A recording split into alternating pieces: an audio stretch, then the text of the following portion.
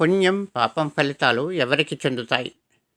ప్రతిరోజు మనం ఒంటరిగా కానీ, ఇతరులతో కలిసి కానీ అనేక పనులు చేస్తుంటాం. ఈ పనుల్లో మంచివి ఉంటాయి, చెడ్డవి ఉంటాయి. ఈ పనుల వల్ల కలిగే కర్మ ఫలితాలు నలుగురు వ్యక్తులకు చెందుతాయట.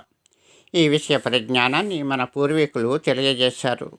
దానిని ఈ క్రింది సంస్కృత శ్లోకంలో వివరించారు.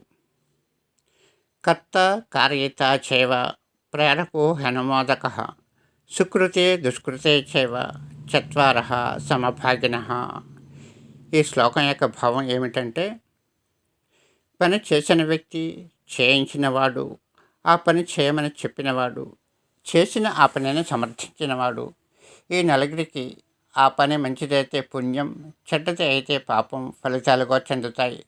కాబట్టి విజ్ఞులైన వారు మంచి పనులు చేయడానికి కృషి చేసి పుణ్యం పొందాలి.